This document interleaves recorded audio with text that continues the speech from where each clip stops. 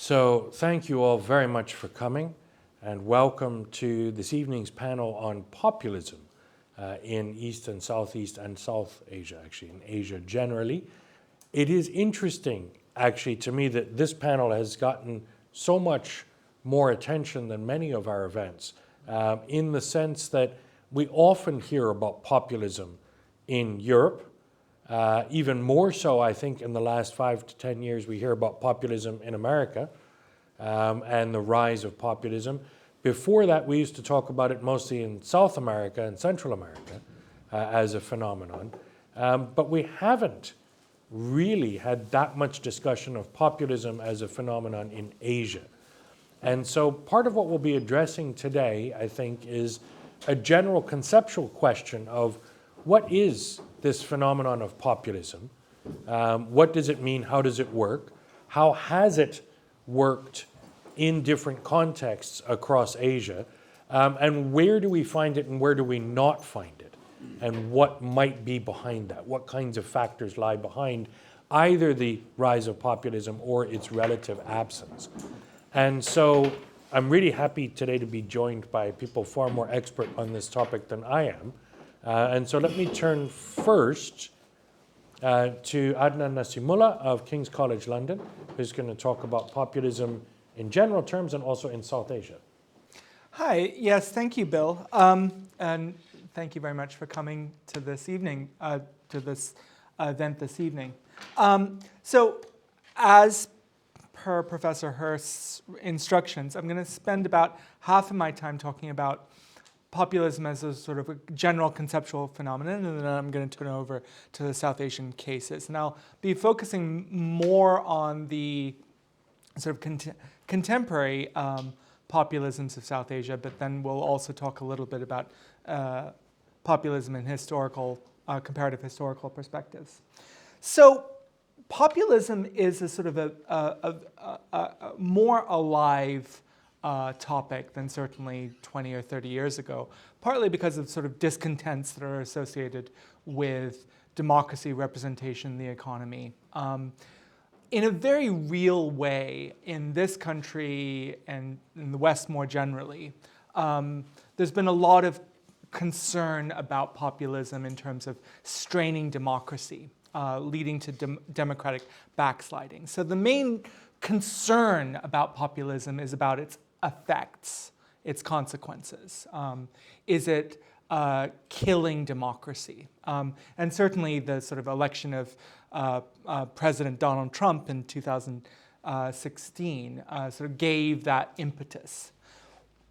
What my co-author and I, and this is a book, my co-author Pradeep Chibber of the University of California at Berkeley and I put together a book called Righteous Demagogues, Populist Politics in South Asia and Beyond. And what we really wanted to do, and which, by the way, will come out with Oxford University Press early next year, so you can bookmark that and be happy to give you discounts as soon as those are available. What we really wanted to do was go back to kind of first principles and thinking about what populism and what populist politics actually are, and then work our way sort of slowly to this idea of what are its consequences, specifically in relation to democracy. So after a lot of hand-wringing, and the literature is very, very messy, in part because you have lots of people who come from, say, Europe and Latin America, have different conceptualizations of what democracy as a phenomenon is, coming out of their own experiences and their own cases. What we did was we went to our good friend Google. And so we just Googled it, right? And the definition there is actually really good. The definition is, it's a political approach that strives to appeal to ordinary people who feel that their concerns are disregarded by established elite groups. And that's very close to a sort of a leading academic definition by Cass Mudde, as well as American historians of American populism like Robert Kazin and others. But really what that is to try and think about what it means to practice those kinds of politics. And specifically, why should anyone care? The many politicians try to speak at that register, at that populist register. Only a few politicians are actually able to be impactful in providing those kinds of appeals.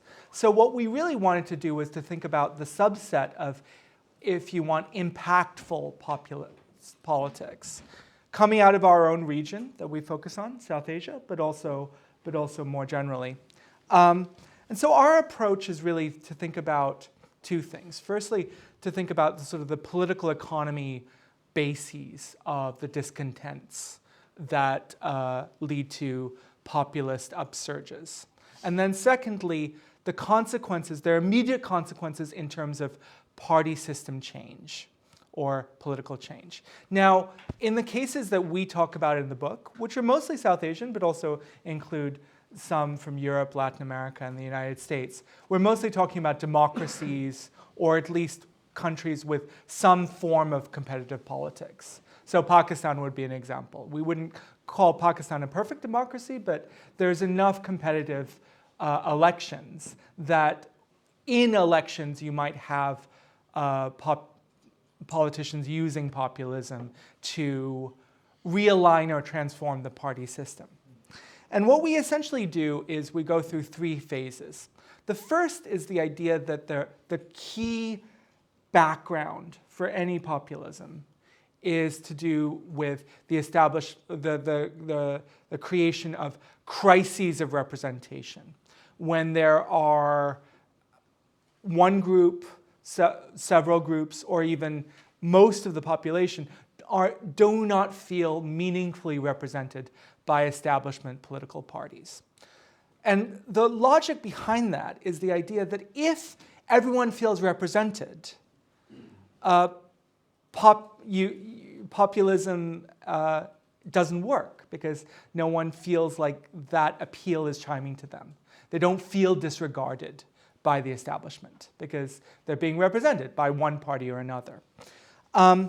The second stage of our argument, and this is just really like I'm just sort of giving you a very brief synopsis. The second stage of our argument is the idea that populists make certain types of appeals that can actually cross what we call lines of cleavage or social division or partisan division. So they attract voters that they would not normally vote for that particular politician or political party. And the sort of key concept we use here is something called the moral contract. That essentially what politicians do is tell stories about how the moral contract is broken, and then they will fix it, they will mend it, they will kind of create restitution. And for us, the moral contract is really about this notion of procedural equality, that everyone feels like the system is working fairly. If people feel like the system is not working for them, and specifically if the state and the political system are not working against structures of unfairness and inequality in the system, then those kinds of appeals, the kind of storytelling and promise-making of populists resonates, and that resonance leads to transformative elections, realigning elections. So if you think about the Brexit, like the 2019 election in the UK, that's very much a realignment because you're bringing over red wall voters who would never vote for the Conservatives before, but are now voting for the Conservatives because of Boris Johnson's storytelling and promise-making. Now, it has to be said that populists are very bad at keeping the promises that they make. But this is at least promise-making that brings people across lines of cleavage. And then the third part of our argument is essentially to create a typology of different populists. There are some populists, the foundational populists of Latin America, like Cardenas or Perón, and indeed Indira Gandhi, Zulfikar Bhutto in South Asia, who are essentially making appeals that are very, very broad because most people are not being represented. You have an oligarchic system with parties of notables, and so here what you're doing is creating a huge, huge coalition that completely transforms mass politics. And this is what we call reordering populism. On completely the other side, you have populists who are making those kinds of appeals, but are only making those appeals to a very narrow group within partisan cleavages. So a good example there would be Bernie Sanders. Bernie Sanders appeals, but mostly appeals to people within the Democratic coalition, right? Doesn't bring people from across those kinds of cleavages. And in South Asia, you have a multiplicity of different ethnically based parties that are speaking in these kinds of populist registers, but are really only targeting their specific constituencies. And in a lot of Europe, you have these kinds of what we call quotidian populists as well.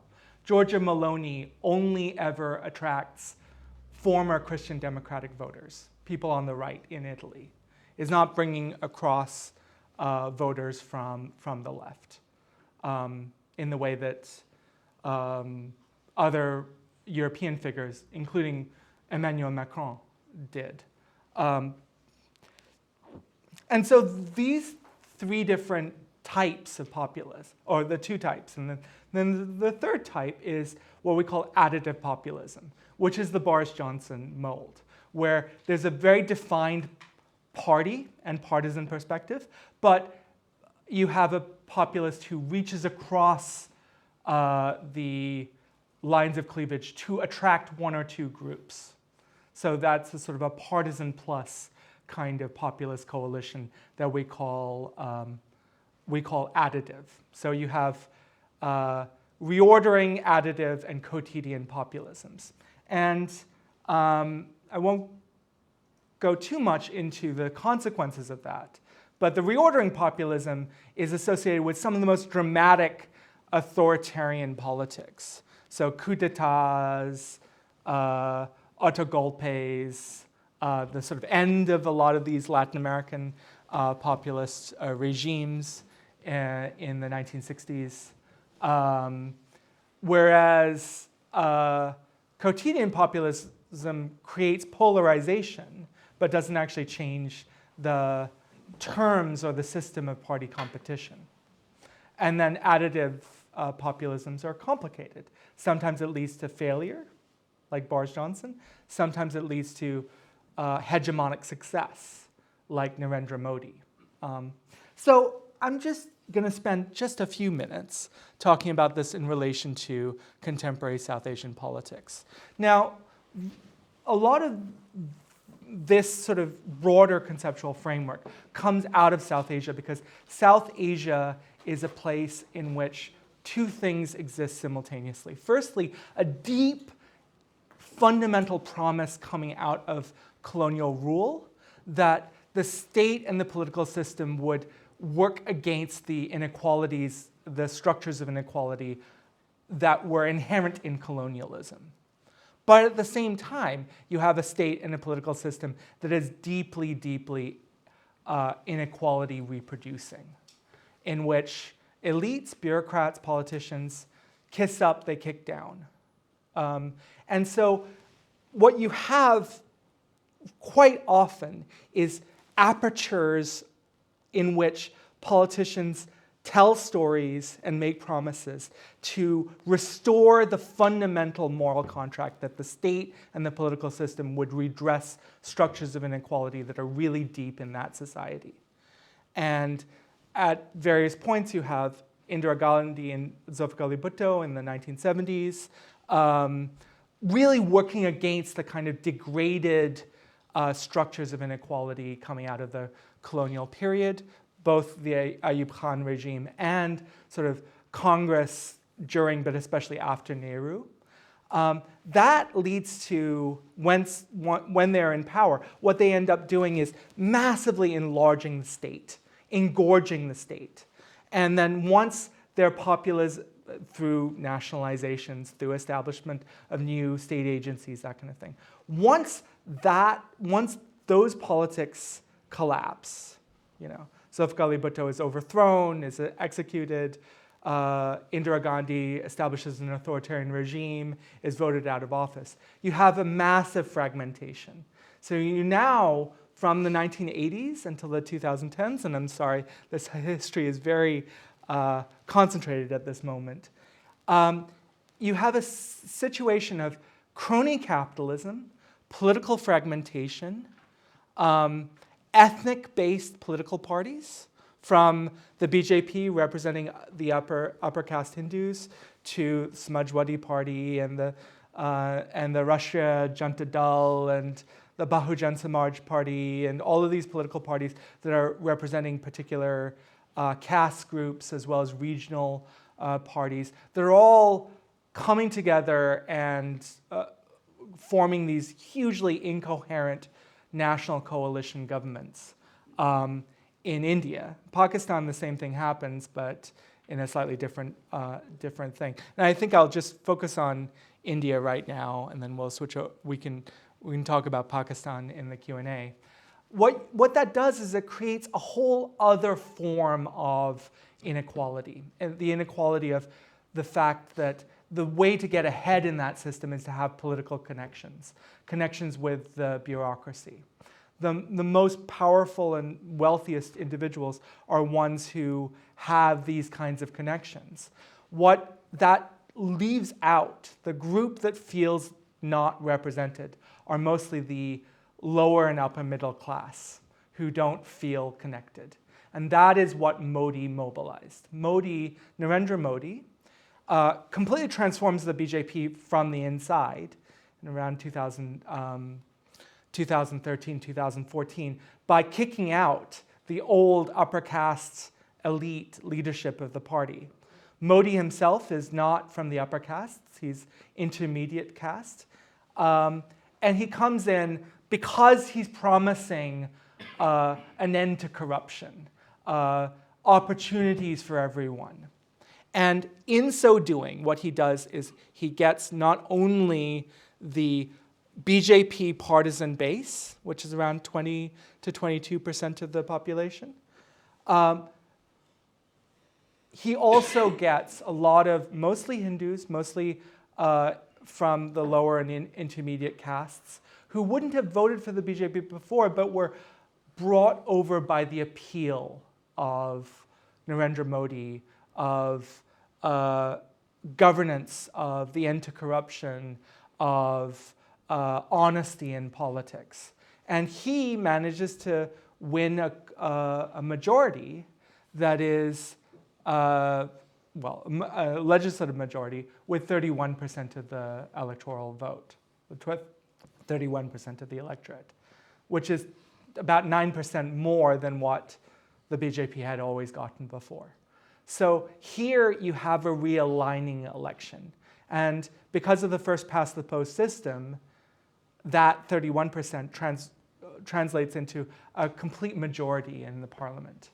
And since then, what he's been doing is consolidating power by co-opting state institutions, state agencies, by keeping the opposition, especially opposition civil society actors, but also politicians, kind of divided, and maintaining rigorous control over his own party, which has allowed him to win consequent elections not through populism, but rather through kind of majoritarianism and things like that. So this is just we call Modi a kind of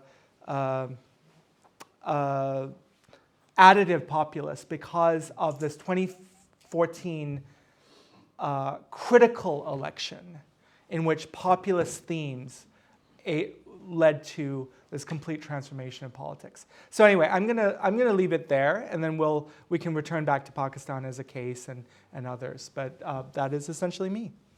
Thank you. Great, thank you very much. I don't have such a big conceptual framework to contribute, but I would like to say just a few words about populism in Indonesia, where it seems to have sort of taken hold as a new motivation for some aspects, at least, of electoral politics.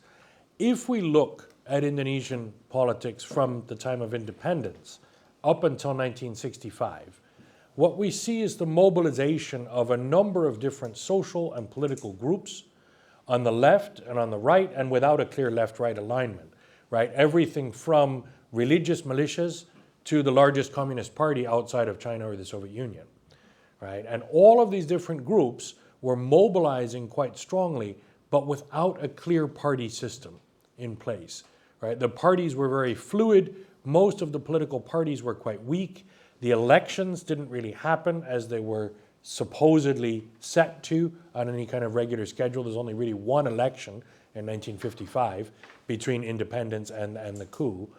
Once the coup happened in 1965, and the counter coup that brought to power General Suharto and New Order, the effect of that was to take mobilization on the political left off of the table for all intents and purposes, really up until today, right? So kind of true and solid left-wing mobilization was not an option, right? It was not politically viable to appeal in any kind of political move in Indonesia to poor farmers, the working class, or anything like this as a class base, right? That was considered to be too socialistic and therefore unacceptable.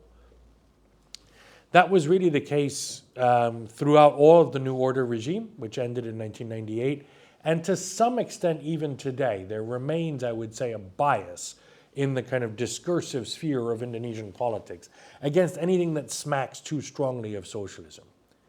And so in those intervening years, after the establishment of New Order, really by the early 70s and the late 1990s, political contestation in the elections, which did happen regularly during that period every 5 years, was really confined to a set of quite elite parties that were also very constrained in who could be an activist within them and what they could do in terms of mobilization, right? So we saw a designated religious party, the PPP.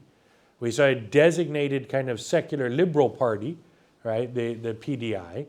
And then there was this catch-all regime party of Golkar, which was literally the functional groupings or the groupings of all possible functional categories in society. And the regime party was essentially the party of the military and the party of the bureaucracy, and the party that would mobilize most effectively across the archipelago to turn out voters and win elections. The other parties were sort of niche parties that couldn't compete effectively. All of this gets shaken up violently, literally and figuratively violently, in the mid to late 1990s, between about 1995 and 1998. And the settlement that derives by the end of that is a settlement among elite actors, right? In 1998, as Suharto falls from power while he's away in Egypt on an international trip, once he's out of power, the new members of the elite decide essentially to split the spoils amongst themselves, to divide power among this fairly collegial set of elite actors, right? And they represent those old parties, but then they also have new groupings that they're trying to bring forward. One of those old parties, by the way, did undergo a massive shift, a split and then a shift in the mid-90s. The PDI is now called the PDIP because the party split, and the faction which took power within that party later was not actually the old line faction from New Order times, but a sort of revamped one. But one that nonetheless was controlled by the daughter of Sukarno, who of course had been deposed in that earlier iteration of the mid-1960s. So all of these were kind of old elite actors who divided up the spoils in 1998, no coherent parties really congealed. So Indonesia saw the lack of a kind of well-formed, ideologically defined party system for quite some time after democratization in 1998. The political parties remained as personalistic vehicles for individual politicians and leaders, right up until 2014. Right? So we saw first Megawati Soekarno-Putri attempt to use the PDIP as a vehicle to bring herself into power. Didn't quite succeed because she was blocked in the legislature that then had the power to appoint the president by other parties that were also personalistic vehicles of Abdul Rahman Wahid and Amin Rais, bringing eventually Wahid to power in 1999. After his impeachment, Megawati, the vice president, did take power as president. She lost, however, in 2004 to another politician who was an ex-general and her former security minister, right, Susilo Bambang Yudhoyono, who was himself the creator of a new personalistic party, the Democratic Party, right, which was entirely created out of whole cloth for the 2004 election as a personal vehicle for himself. But none of these were populists. How did they mobilize voters for their personalistic parties? In the old way. And the old way was through patronage networks in local constituencies, right? Up until 2004, the elections were not even direct for the president. You could only vote for a party list, essentially, for the legislature, and the legislature would appoint the president. After 2004, there's direct election of the president, but still the way that voters were mobilized was through essentially local notables on the ground who had various allegiances to organizations that may or may not be part of the party, or to networks of personal power that emanated from individual politicians. And so we see very strong regional patterns of voting that is split quite sharply between urban and rural areas, and voting that really is dependent on just who can be brought out and turned out, sometimes, as some colleagues who have researched this have noted, through mechanisms such as direct bribery or just bringing people to the polls, either by paying them or by literally transporting them there and saying, please now vote for our candidate. This mechanism was quite effective at kind of passing power back and forth within this elite until 2014. Now, what happened in 2014 is that we saw the rise of two new politicians who really were different than that. In part because they weren't part of that fixed elite exactly from before. Sort of, one of them sort of was, the other not. And in part because they decided to mobilize voters in a slightly different way, although they both still relied on those old means as well. So the eventual victor in 2014 in the presidential election is the now incumbent president, Joko Widodo. Now, Joko Widodo is quite interesting because he's a politician from within the PDIP who is not directly the protege of Megawati Soekarno-Putri. Right? He's not directly the heir to the personalistic mechanisms of power within that party. He was a local politician in Central Java who eventually then became the governor of Jakarta and through a sort of internal contestation rose to the top within the party. He decided to try to mobilize voters in a broader sense by talking about ways to reform Indonesia's political economy in order to appeal to people who had been left out of what could be called a patronage-driven welfare state before, right? So by doing things like reducing subsidies to particular sectors, notably for fuel, using the budget savings then to redistribute wealth towards education, towards healthcare, and towards actual cash payment of welfare benefits for low-income households. Those programs were meant clearly to appeal, at least in the electioneering part of it, to those who felt left out, to those who were not elite, weren't even really middle class voters, right? But those who had been left out and were not receiving any benefits, but also didn't see their interests articulated by politicians most of the time. And so rather than simply being asked to turn out because the local notables told them to turn out, some of those voters turned out, I think, and voted for him because they actually thought there might be a meaningful redistribution in the works. On the other side, the loser in that election, and the subsequent one, by the way, in 2018, it was the same, 2019, at the end of the 5-year term, was the same two candidates. The loser in 2014 and 2019 was Prabowo Subianto. And Prabowo is very interesting because he is a member, in some ways, of the old elite from New Order times. He was a general. And he was a general related by marriage to Suharto. He was definitely in that sort of magic circle of this personalistic elite under the military regime, until he sort of went rogue, as is often characterized, right? In the run-up to the downfall of the regime and during New Order's demise in 1998, he presided over serious breach of command by a number of military units, right? And a number of very bad incidents of civil violence occurred at the hands of his soldiers and others, for which he's at least partially deemed to be responsible. He was very much driven out. He was certainly assigned blame by many in the aftermath of 1998 for all of the bad things that happened, driven out of the country temporarily, certainly driven out of that circle of elite power. On his return, as he began to plot a path towards returning to power, what he managed to do was to craft a new coalition, or at least the foundations of one that would unite some voters on the right who had sort of pro-military sentiments and just generally very conservative views about politics on the whole, in addition to religiously motivated voters who had previously supported mostly sort of Islamic parties, of whom we might say there are about 15 to 20% in the electorate. Roughly 15 to 20% of the electorate are those voters. The really sort of hard right-wing voters, probably only about 5% of the electorate are in that. These are just sort of, that 5% is a guess off the top of my head. The 20% of religiously motivated voters who will vote for Islamic parties is well documented in a variety of the literature. In addition, what his masterstroke in some ways is he created a party with an organization that actually went down to the grassroots as a party and could turn out these voters who previously had been turned out by local notables. He did an end run, in other words, around what Joel Migdal has called the local strongmen. Right? He created a pyramid structure that actually could penetrate to the grassroots and bring out his own voters.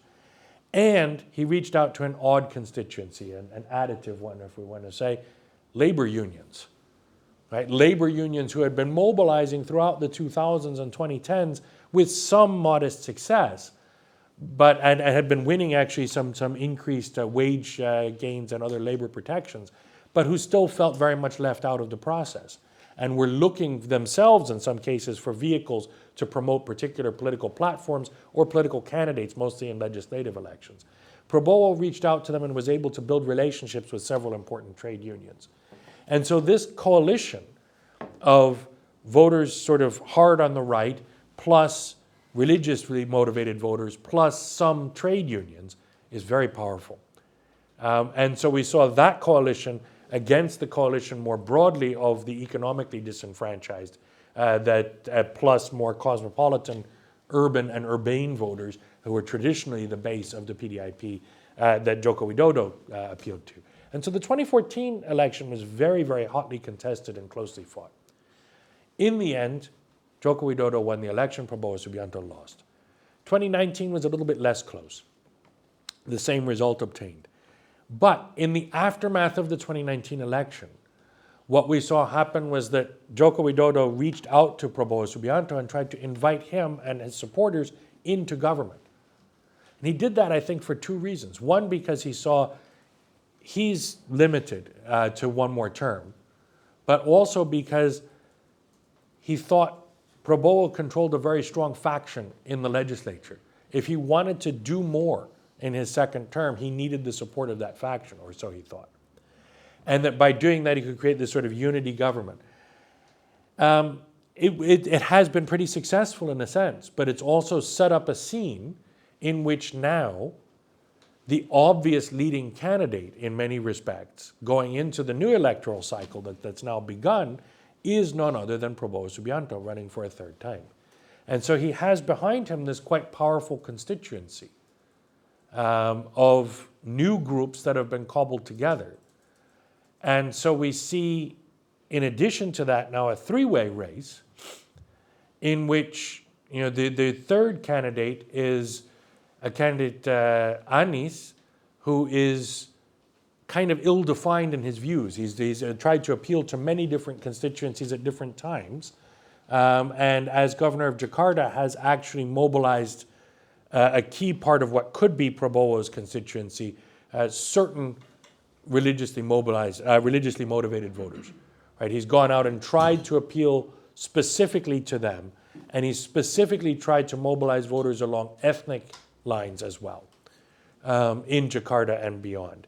And so by doing that, it's possible that he's cut into the Prabowo constituency sufficiently such that in a three-way race, the nominee of the PDIP, Ganjar, may actually come out on top. But it isn't obvious where this will go. I think where we are in Indonesia is really in the midst of a realignment that hasn't fully shaken out yet. There's been an attempt to constitute populist or proto-populist constituencies, particularly on the right, less clearly on the left, in part because real left-wing mobilization is still anathema in the Indonesian political discourse, but we're not yet to a newly formed party system that is clearly polarized along these lines. So I'll leave it there and leave the rest for question and answer. Turn now to Ying Miao of Aston University to talk a bit about China. Okay, thank you very much, Bill, for having me here, first of all. So I'll talk a little bit about populism in China, which will sound like the odd one out, because unlike the Euro-American contexts, or even in many of the cases in Southeast Asia, China is, as we know, unlikely to have a populist contender party or even a populist contender candidate. But that does not mean that the populist sentiments are not actually echoed in China, whether it be at the top or at the bottom. So I talk about this from two strands. But to begin with, I think it's useful to, as Dr. Adnan said, to revisit what is populism. So what is populism fundamentally? Populism fundamentally is about that antagonistic relationship between the people and the elite. And the people as the concept is very important in the ideal of populism, where the idea is the people is a virtuous, homogeneous whole whose will is transparent and easily accessible to those who want to access it. And these are the kind of things that it underlines populism as a thin ideology that can be appended to all the other political ideologies, and that is how populism can be made relevant in the Chinese case as well. And obviously, as an appendage to that is that you often have the so-called other, the outgroups that are rejected or delegitimized as not being part of the people who are scapegoats for the broken moral contract that that is seen as the wrong in society, essentially. So keeping those in mind, we'll see that in China, actually, despite traditional China, the Aung San regime has an elitist culture. So historically in China, the power rests with the literati, with the elites. But it doesn't mean that there are no populist foundations, because in China, traditional culture has always had this idea of a folk hero, so the peasant that joins the rebellion against the establishment. So the 水浒传, the famous Chinese literature work, is a prime example of that. And again, we've got that ideal of Menzies' idea of the peoples-based governance, where the people does have a right to rebel against the government if it is seen that they've lost the mandate of heaven, where they're no longer embodying the people's will. So the ideal of the people's will does exist. It's not a completely foreign concept to Chinese political culture, if we will. And we mustn't forget that the CCP did come into power through mobilizing the underprivileged groups.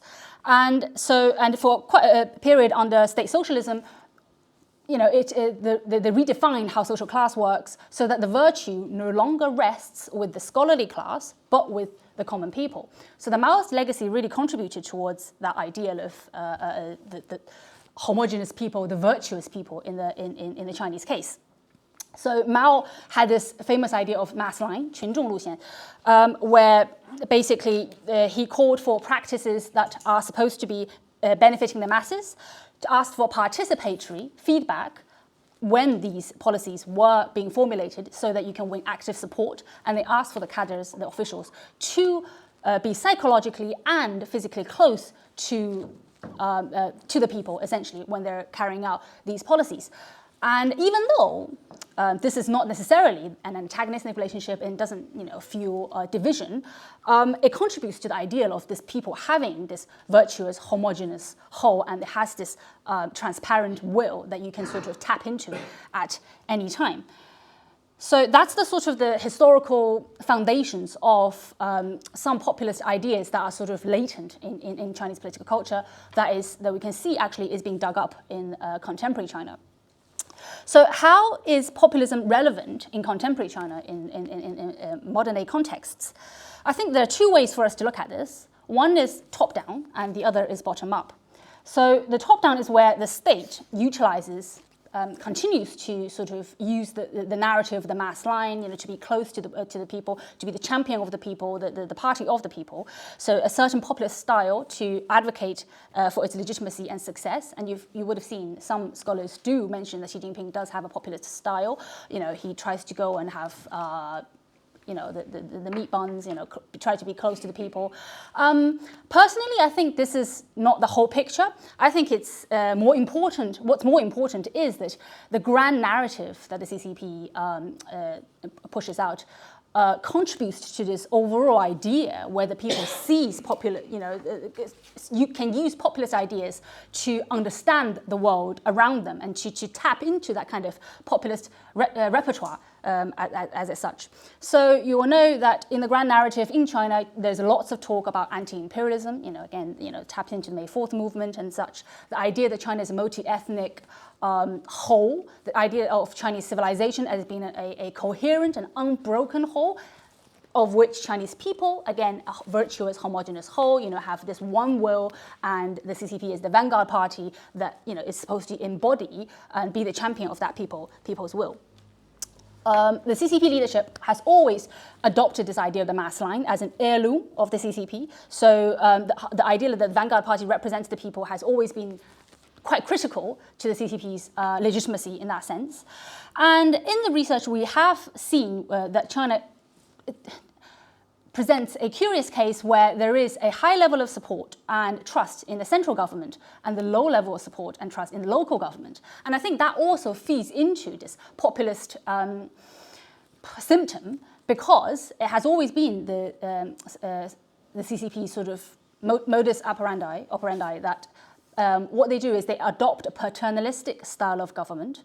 So they essentially sort of step up and say, they can go against the local government and say, I have the final say in this. I am going to be the final, arbiter in all arguments. And the key thing here is this bypasses intermediary institutions, which is a key feature in a lot of populist parties, to say that we have a direct link to the champion, to be the champion of the people's will, and we have increasingly seen that in recent years, undermining and bypassing intermediate institutions like the media, to an extent the government, even the judiciary sometimes, and that's a populist feature. And this is something that the people are, shall we say, cognizant of. Yeah, they're aware of that. This is the grand narrative they're exposed to every day. So this affects the way that they think. And I think this is the interesting illustration of how populism echoes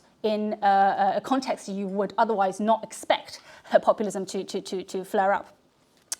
And obviously, as Dr. Adnan also said, that populism is often preceded by crises. Yeah, usually it's economic, or it's about sovereignty, or it's about security and such. And it's about that perception of a threat, of the fact that the people's will are not being represented, of something that's not gone right.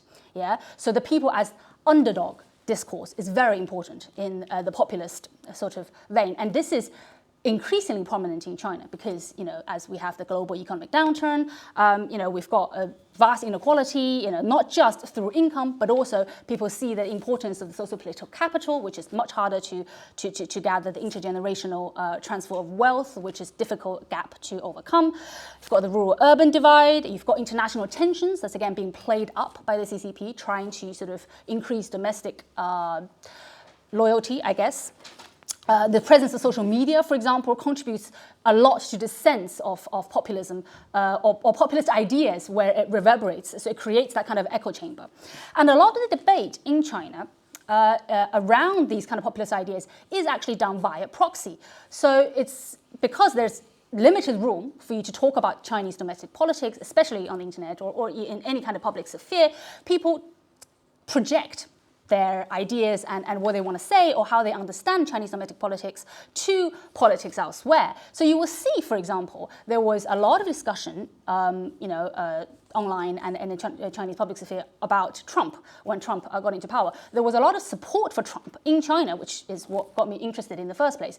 And they really bought into the whole populist line there, to say the whole, elites, the corrupt elite versus the people. And here's the important problem for China, which is how can you sort of allow that people versus elite narrative when in China technically the elite is the CCP? So how can you allow that narrative while trying to maintain political stability? And how do how do people sort of get around that when, to allow your discussion to survive on the internet? And partly, by not talking about China in the straight out context, but also the way they've done it is, and the way people understood how Hillary and the Trump election went down is that they've basically made a distinction between the fake elites and the real elites, where they say elite status matters less compared to elite behavior. So it's not that the Chinese people doesn't know that Trump also is part of the establishment or come from the elites, but they do believe, and this taps into the old political culture, the idea that, the technocracy, the idea that, the virtue rests with the scholar class or the literati. So their idea is that the only acceptable elites, or the elites that really represents the people's will, are the ones who are in touch with this so-called people's will. Yeah, people, the elites that are touching earth, rather than the lofty elites, or who they call the white leftists, woke white leftists, with their ideals in the clouds, head in the clouds. They don't know what the people struggle, the everyday struggle that people go under. So that's how it feeds into the people as underdogs discourse. And this is obviously feeds into the whole inequality issue that we've got going on in China. So a lot of the people feel that a lot of sacrifices have been made by them, over the last few decades, and now it's the time for the Chinese people, whoever that might be, the virtuous, homogeneous whole, to reap the rewards. And obviously, if you then bring in the question about equality, about refugees, and all the other contentious points that did come up in the populist discussion in the US, for example, then they sort of project on their anger and rage and fear onto it to say that if this happens in China, we will not accept it. This is how they understand politics as a whole. And I think it's very illustrative of the sense of discontent that arises out of the Chinese domestic political space as well. So, and obviously part of that is also for these kind of discussions to survive in the Chinese cyberspace or in the public sphere, they have to seek paternalistic protection. So it kind of intervenes in a way like this, just as the CCP, the elites, tries to offer sort of a paternalistic role to say that we are the final arbiter. The grassroots discussions also have to say that in order to legitimize the points that we're trying to make, we have to basically also parrot what the CCP is saying, the elites at the top. So in doing so, they essentially say we will reject part of the elites that we see are not elites. Yeah. So big corporations, for example, the so-called capitalists, whoever that might be, that's just a term that the CCP is also sort of encouraging people to use because it separates them, because the CCP technically is supposed to be a socialist party. So just as the scapegoats, the outgroup, the other, is easy to define. So, the Muslims, the transsexuals, or whatever, minority groups, women to an extent. So, different races. The outgroups are rejected from the ideal of the people, delegitimized. They also reject whoever they see is not true elites. So that's how it comes together to become a coherent, then, a populist sort of argument in a Chinese context as well. And we see that the CCP do fan these kind of narratives, and the CCP then could become a populist party, perhaps not in the case like in other regions in Asia, but by virtue of having made that distinction between the corrupt elites versus the rightful ones. And again, this feeds into, for example, Xi Jinping's anti-corruption drive. So you see that. You can say, again, seek paternalistic protection by saying that this is exactly how it's done. So, this is how Chinese politics works, for example. So basically giving legitimacy to the claim that you're trying to make. It automatically lends the CCP legitimacy a populist fashion. So coming back finally to also what Dr. Adnan said, what is the consequence of this? What is the implication of this? Even though we say that China is very unlikely to have a populist contender for the versus the CCP, the current party, the fact that they pick and choose a lot of that elements that are in the populist logic, I think, is quite significant, because we can see in the Chinese case, for example, the people is usually used in the sense of the plebs, the underdogs, the ethnos. So the CCP fans a lot of the nationalistic, nativist sort of sentiment as well, rather than the demos.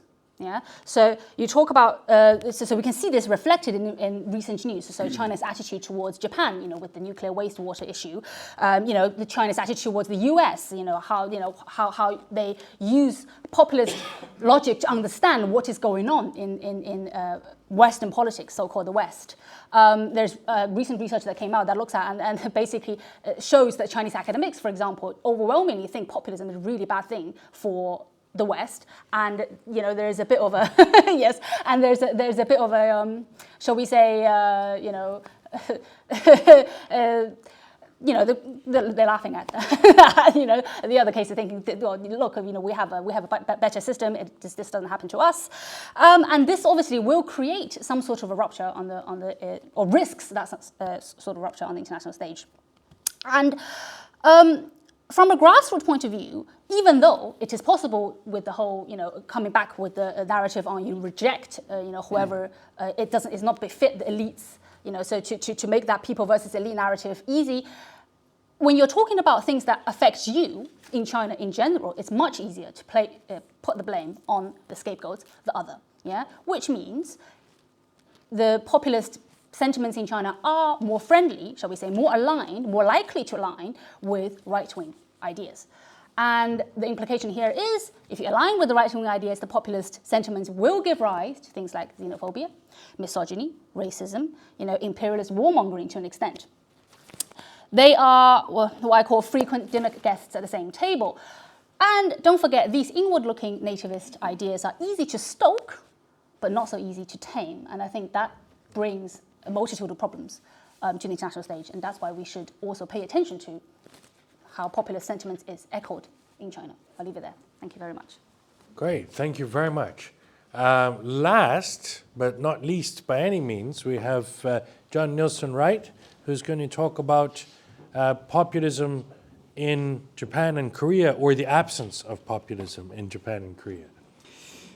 Thanks, Bill. So my sort of encounter with this subject came in the context of thinking about a debate prompted many years ago when I was a graduate student by John Gaddis, the Cold War historian, arguing about the limitations and failure of theory in anticipating change. He was talking about the end of the Cold War, but I think the same sort of question might be legitimate in thinking about the rise of populism in the West, particularly when we talk about the phenomenon of Donald Trump and the Brexit vote, because it seemed, in a way, that the international community was certainly taken by surprise. Psephologists were certainly surprised, and David Cameron, as we know all too well, was surprised. the basis for that surprise seemed to be one particular explanation of why populism was not likely to take hold, that was kind of narrowly defined in terms of the political economy that Dan was mentioning.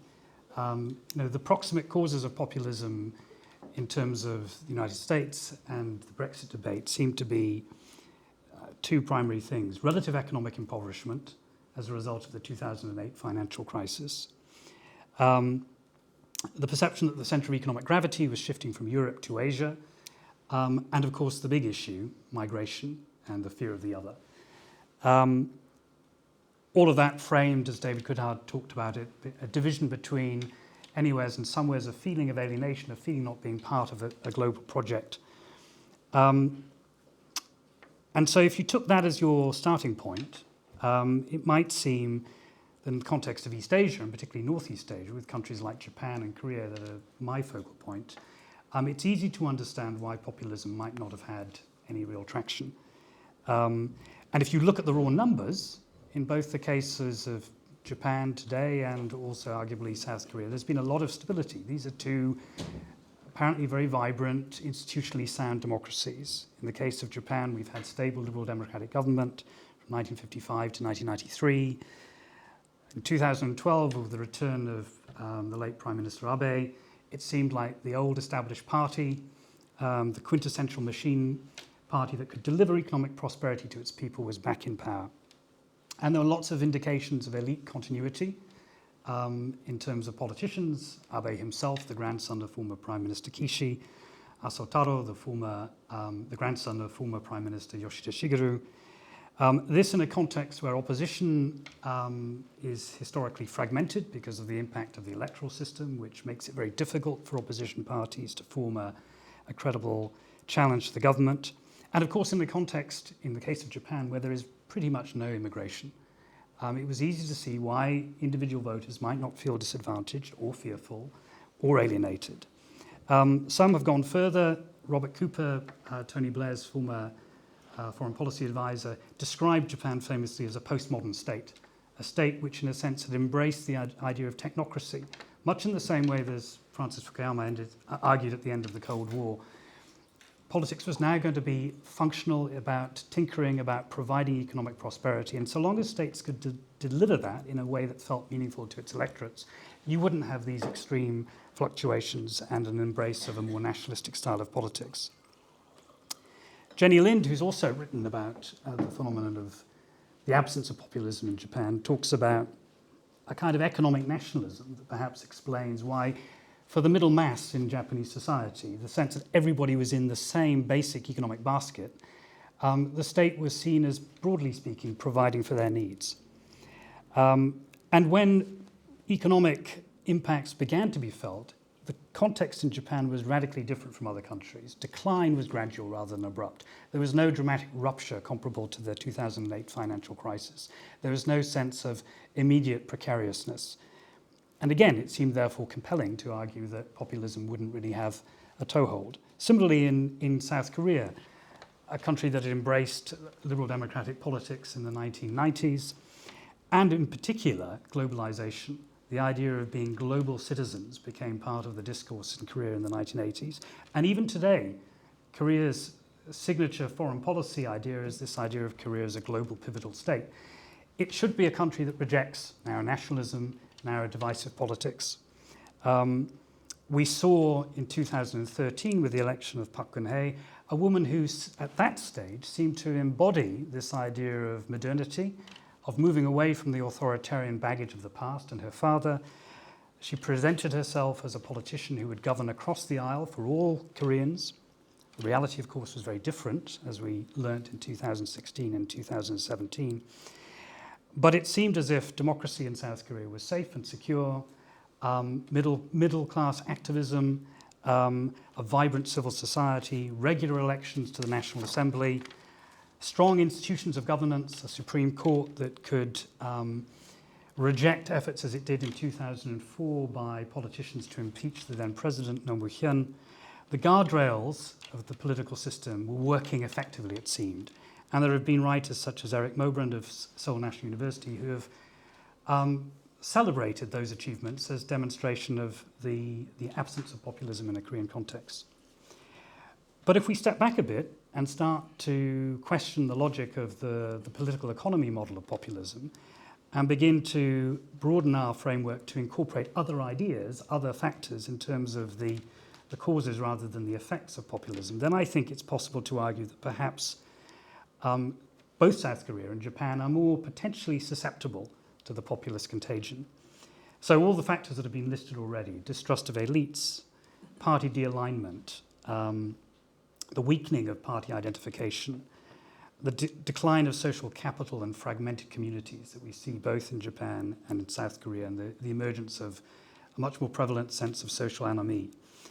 A highly moralistic view of politics that Jan Werner Muller talks about as a key element in the populist rhetoric, but also the way in which it engages with ordinary voters, and an essentially anti-pluralistic approach to politics, with an emphasis on plebiscitary politics rather than using the institutions of government.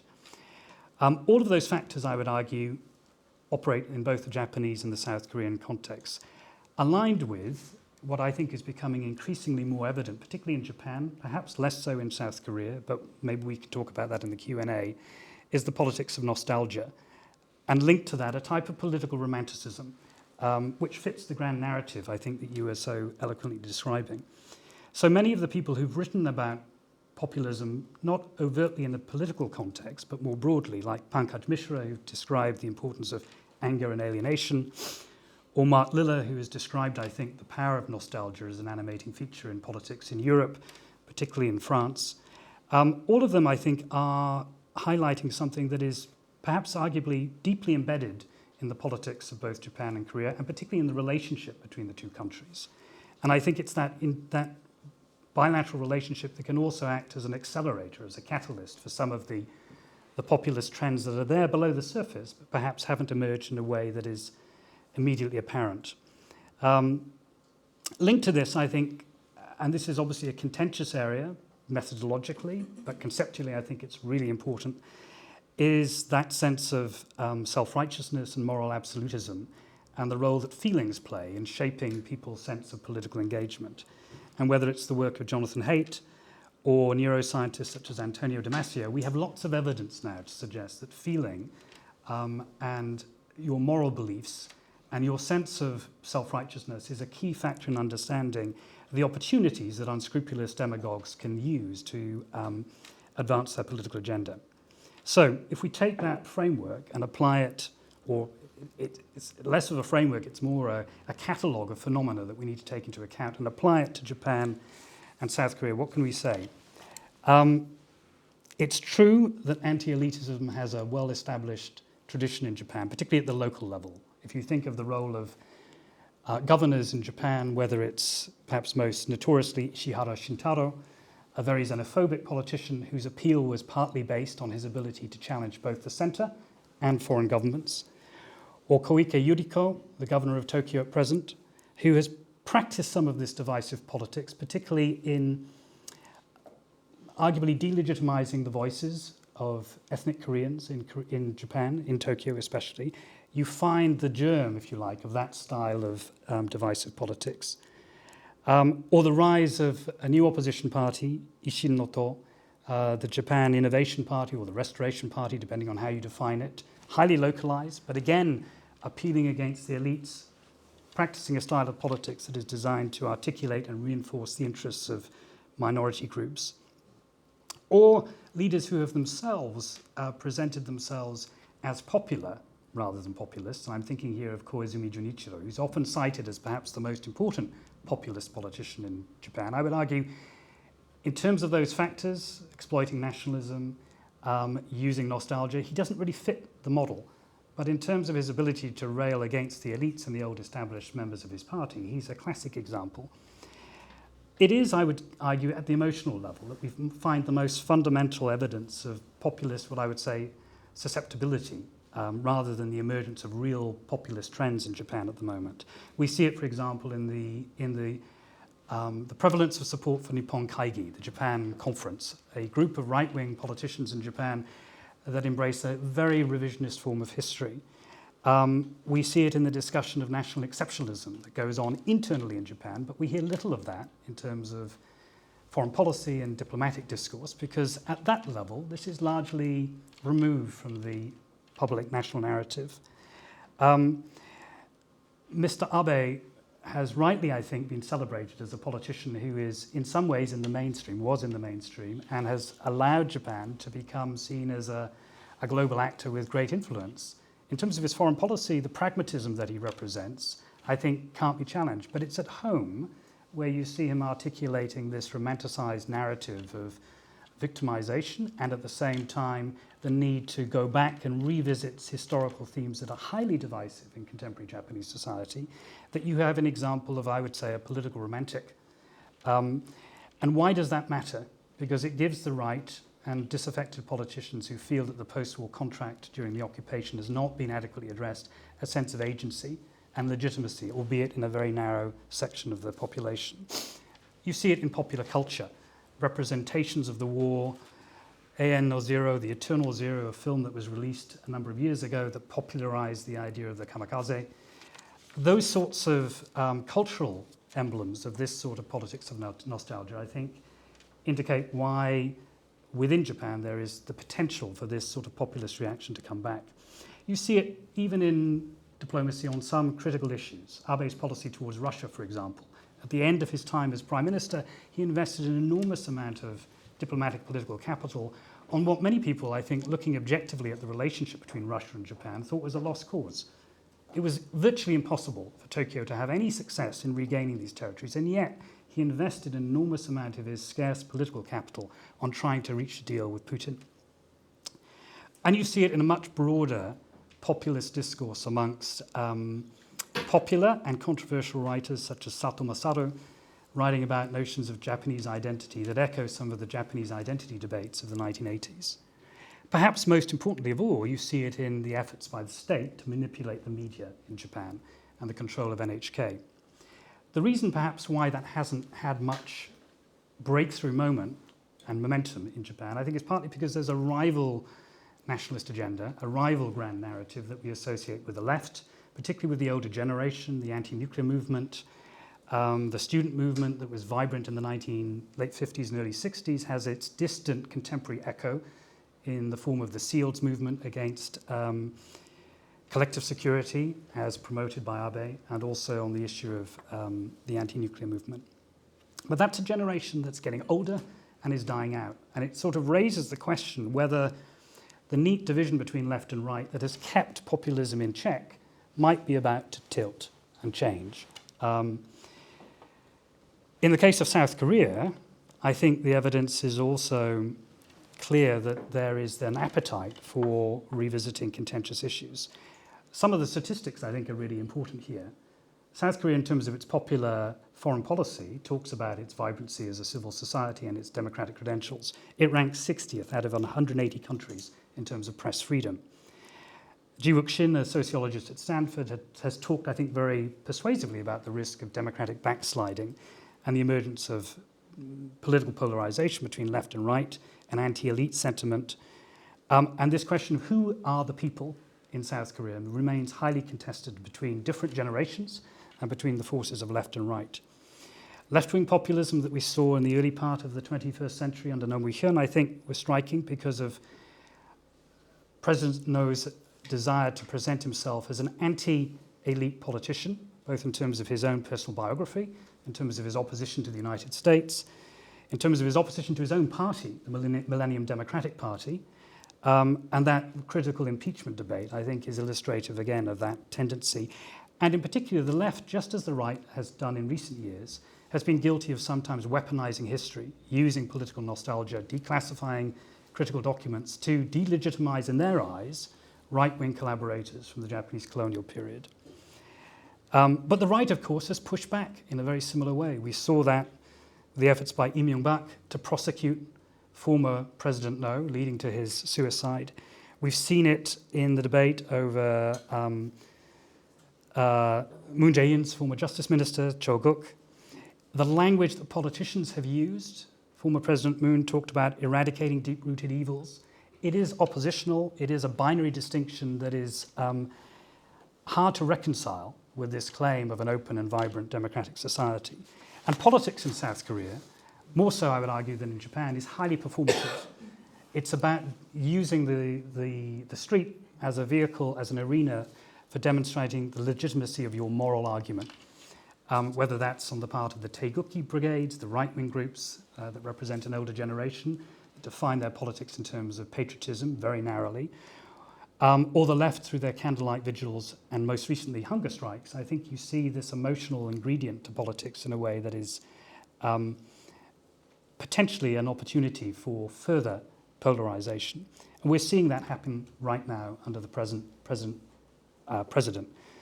The new head of KBS, the national broadcaster, or one of the main broadcasters, has just fired a group of prominent journalists. We've had the deputy national security advisor of the current president demonizing the left, and we've had the president himself on August 15th, National Liberation Day, a day which should bring the country together, talking about the left as tantamount to fellow travelers and communists. This language brooks no nuance. There's no opportunity for a political discussion.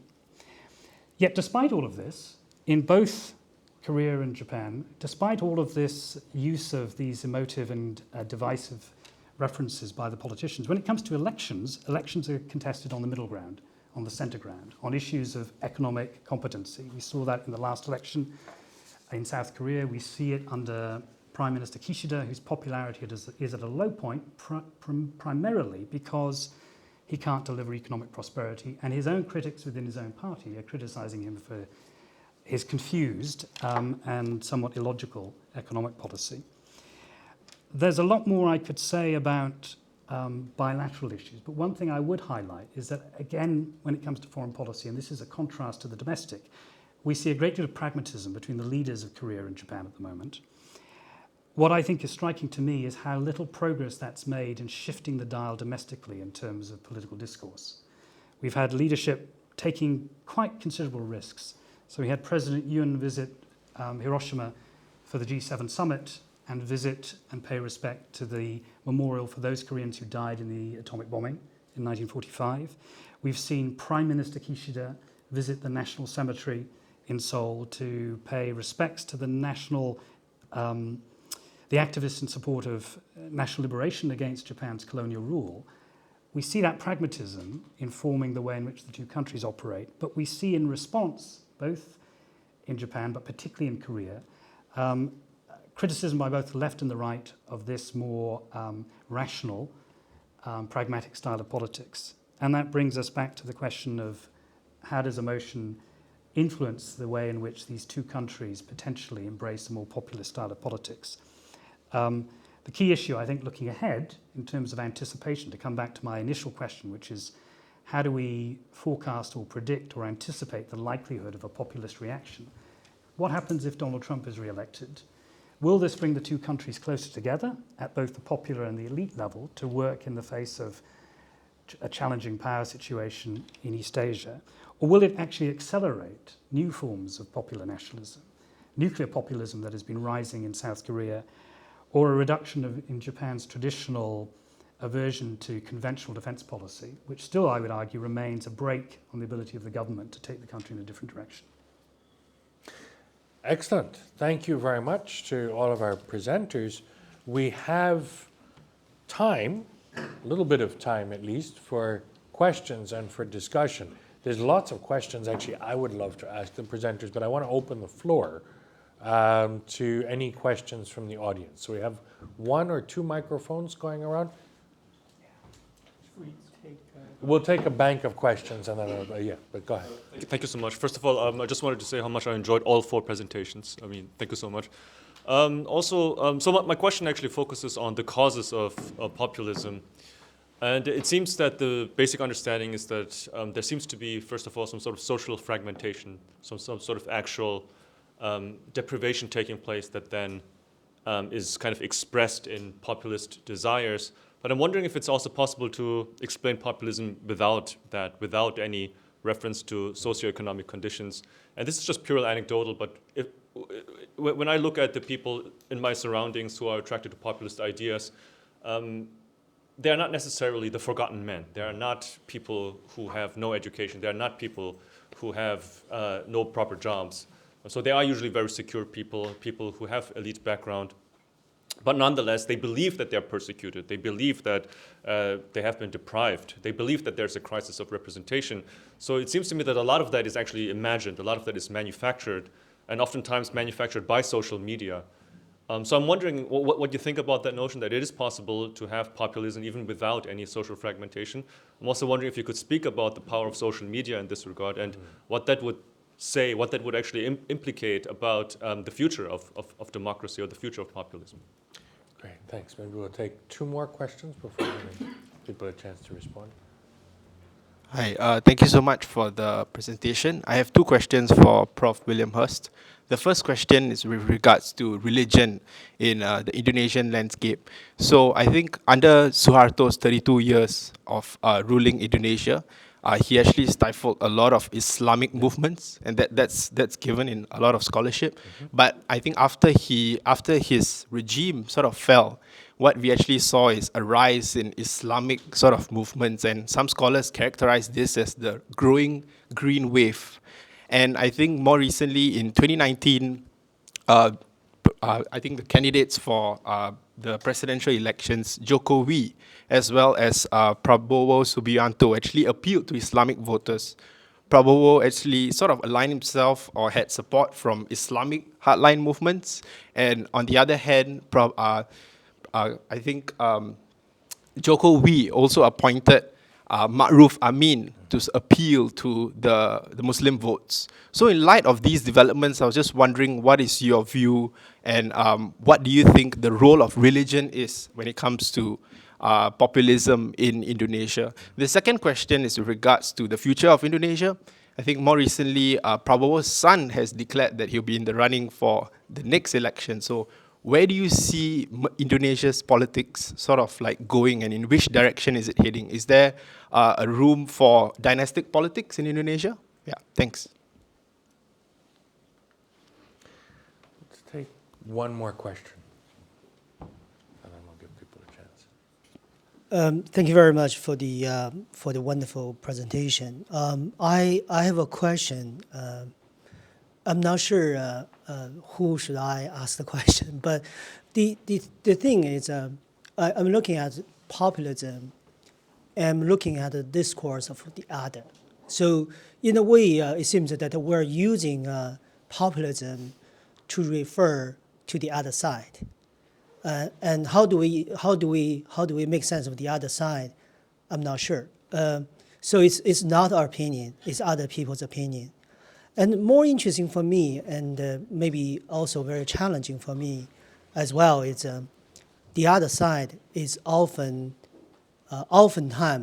rejects our analysis, right? They reject to be analyzed. So in that case, it seems that people like us living or assuming that we're in this side are trying to making sense of the people from the other side. And we designated the term populism for them, and they reject.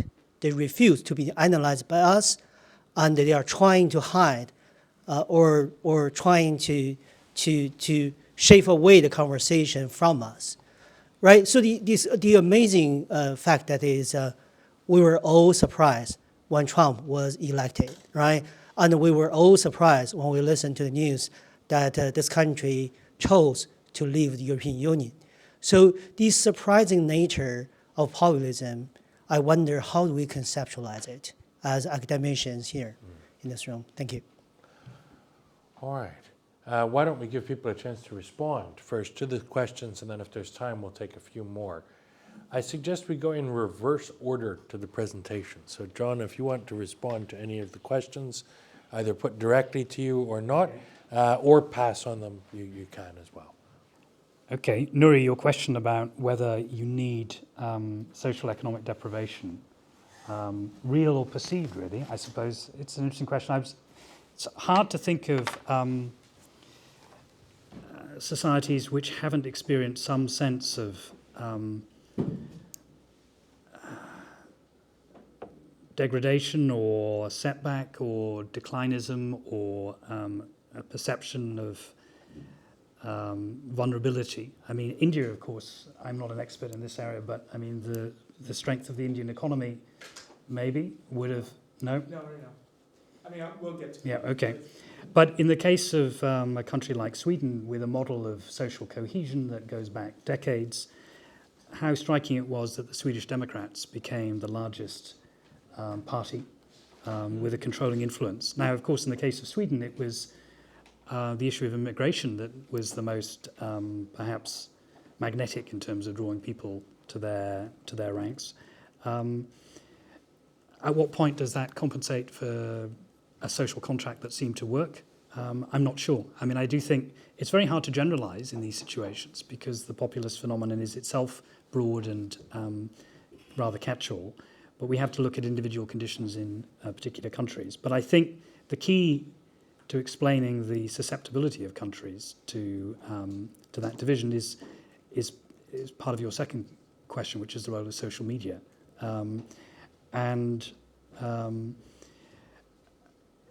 So many societies have had to grapple with the question of fake news. And we typically see it as part of a phenomenon of, again, manipulation, distrust of elites, but also the active breakdown of traditions of news objectivity and the emergence of non-traditional media actors who can use podcasts and their own online communities to reach out to their own supporters. So I think of people like Steve Bannon and others. All of that we can represent critically, and perhaps that's legitimate. But there's also a broader discussion about how we think about reality itself. Outside the social sciences, the natural sciences would argue that our view of reality is much more contentious and much less objective than we once thought. And that's not problematic in terms of our ability to engage with that discussion. So why is it so much harder when we talk about political values and political norms? Are we inherently, as academics, inclined to be much more conservative on those questions? Maybe we should be bringing into this discussion people from other disciplines who might be able to challenge our sense of certainty when it comes to what we consider as politically legitimate or politically acceptable behaviour. That's not a very conclusive response to your question, but I hope it helps. Okay, I'll try to address the first two questions that were asked. Whether it's possible to have populism without social division. I think, first of all, I would say that I don't think there's any society that exists without division. Otherwise, it'd be called a utopia, and we've not seen one, really. So, as you've also, the question, you've sort of also answered your own question in a sense that it's about imagined. That it's that projection of that perceived division, right? It's about relative deprivation. So it's about sort of you look around the world and your perception of reality somehow is jarring with what you think ought to be. Yeah. So I think a lot of that populist idea that the people's will is virtuous and it should be quite obvious. It stems from that your approach to the world, which is obviously, based on your social environment, and then, and obviously the echo chamber contributes to that. And it's, in a sense that I think it's quite striking because when we say, it's almost a form of privilege. And it's striking because in the Chinese case, for example, a lot of people don't realize when you have privilege, right? That's how privilege works. Part of it is willful ignorance in the sense you turn your head the other way to try to say I'm not.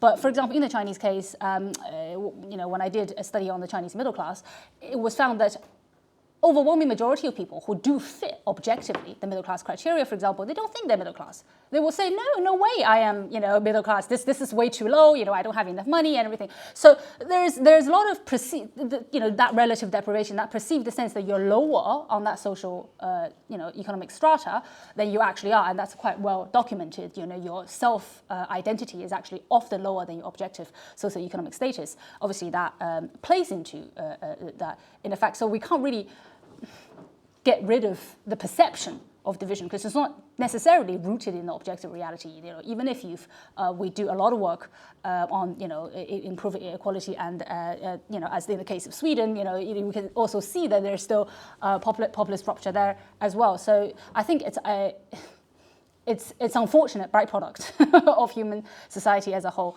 And on the question of social media, I think that's a very interesting thing. And I have something to add here. Basically, on social media, so apart from the fact that it's an echo chamber, and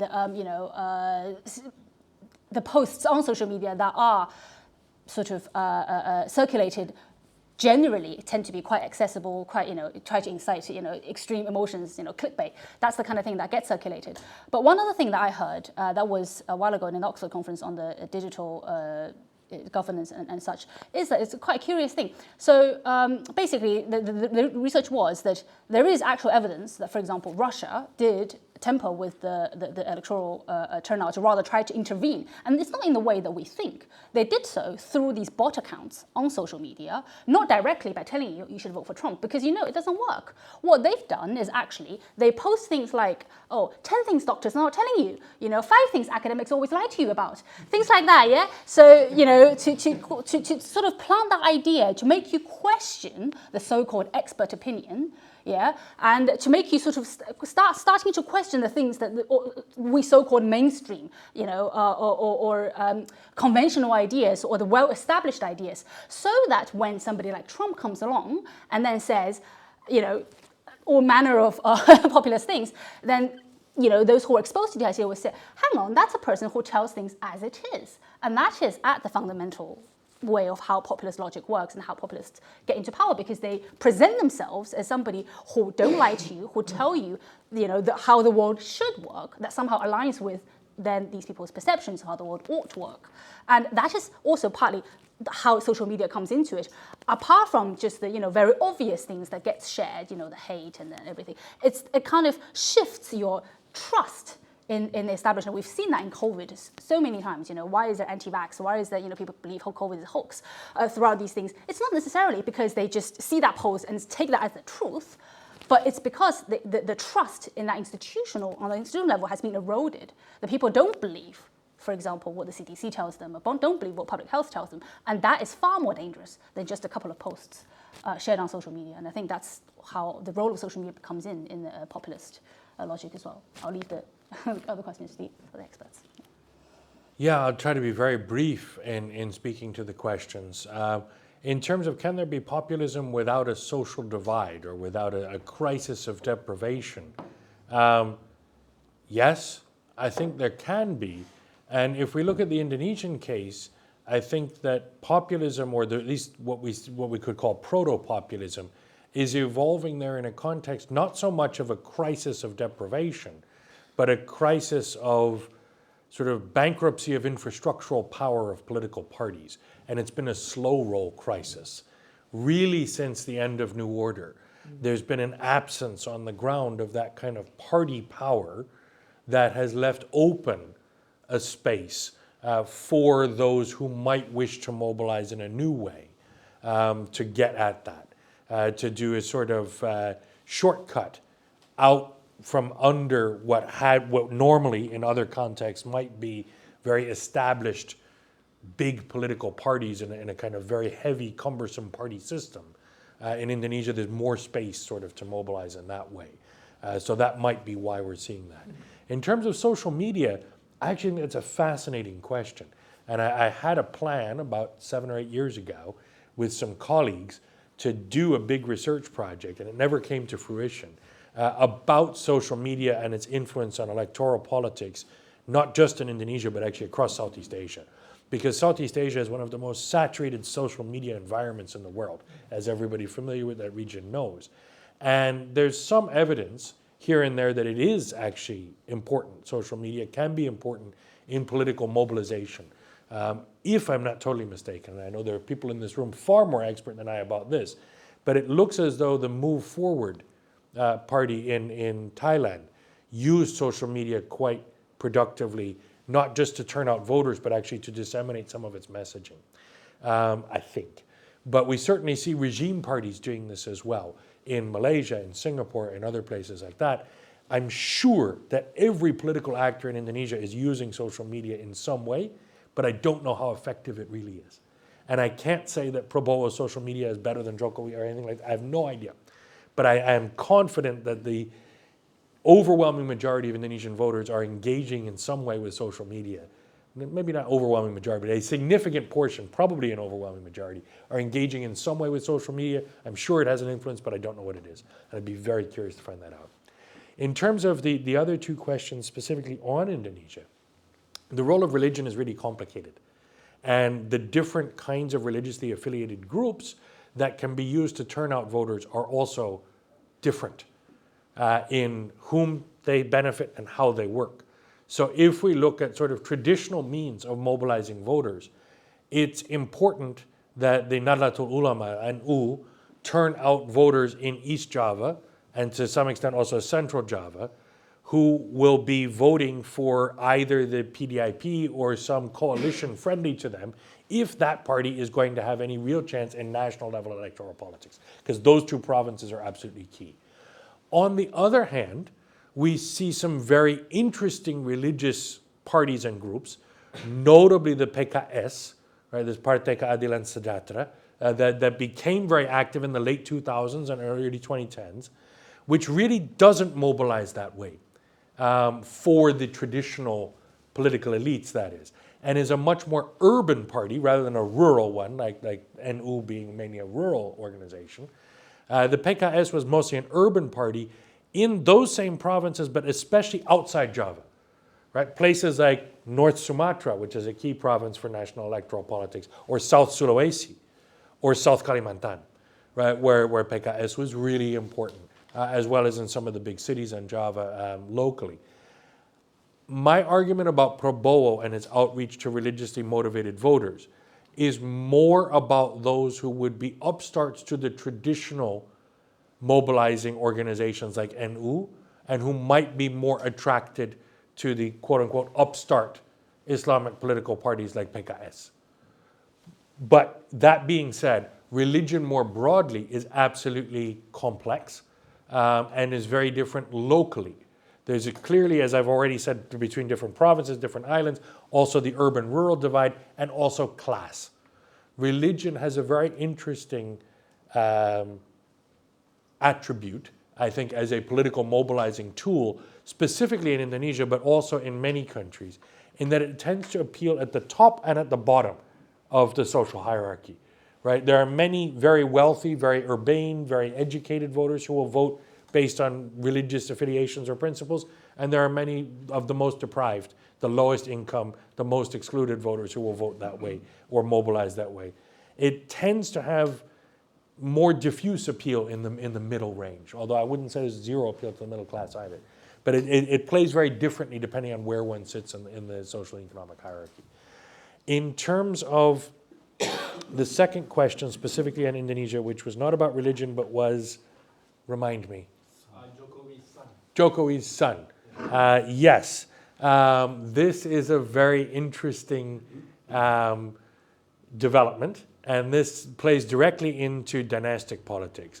So Prabowo choosing Jokowi's son to potentially run with him is a very interesting development, in that it's an attempt really to co-opt support from the outgoing president and from some of his supporters for the candidate from the opposing party.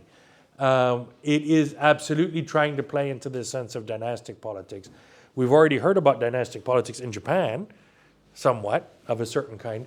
A student who recently completed a PhD at Northwestern, whose dissertation I was slightly involved in, Yus Kanawas, has written a whole dissertation about dynastic politics in Indonesia and continues to publish lots of editorials and articles now about it. At the local level, dynastic politics is huge, right? If we look at Banten and a number of other provinces, right, where we see really ensconced dynasties. At the national level, it's not as obvious, but we could be creeping in that direction. And there's certainly those who think that that's where things are going. Is dynastic politics going to be the overriding, determining principle of Indonesia or Indonesian politics going forward? The short answer, like social media, is I don't know. Clearly, there's a lot of it. Clearly, it's very important, but I'm not convinced that it's absolutely important. We'll have to remain to look at that. But I would also then say dynastic politics outside of Indonesia is also increasingly important in many countries. I mean, it's odd, for example, in the United States, that we saw one president succeeded 2 terms later by his son, and then we saw the spouse of the president of those intervening years contest an election later. So this sort of thing is more and more common everywhere, it seems, and I'm unnerved by it. But I don't know that we can put a stop easily to dynastic politics, and I don't think it actually overlays very easily with populism. I think, in other words, it's sort of inherently anti-populist to have children or spouses or other immediate family members of older politicians coming into those roles if we're supposed to be railing against the elites. Unless you're Robert Kennedy. Yes, or But I don't think he's not a Evita populist. Peron. He's just a crank, right? I mean, at some level. Robert Kennedy. Yeah. Oh, he's The completely Jew. insane. Yeah. But he's got 20% support, right? Really? No, not I really. sure hope not. I mean, everyone needs to calm Okay. down about polls in the United States And elsewhere. and elsewhere. So, Dan, you're last up. And then Well, I mean, just to add, actually, that Modi ran against the dynasticism of the Congress Party, right? This idea of the Parivar Shahi, right? The rule of the family, the kingdom of the family is what he actually effectively rolled against. So, I mean, getting to this question of social fragmentation, is populism socioeconomic?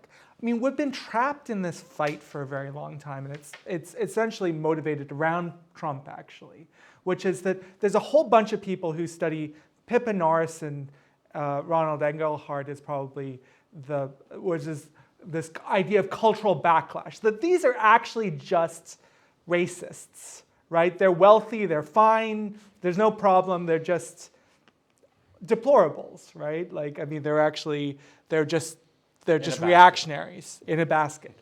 And then on the other side, you have a bunch of other people saying, no, actually, economic deprivation, look at Latin America, look at lots of other cases. And the thing is that everyone's talking past each other. Now, it is true that there is left-wing populism and right-wing populism. It tends to be that left-wing populism and right-wing populism are going to have different constituencies. But the way to square the circle, at least from our point of view, is to focus on representation. And this gets to the point that Professor Hurst was mentioning. If people feel like they're not being represented in the political system, they are open, they're susceptible, using John's terms. They're open for appeals that transcend partisan language, usually. And this is why we're talking about this idea of remaking the moral contract. It's something that brings together larger numbers of people.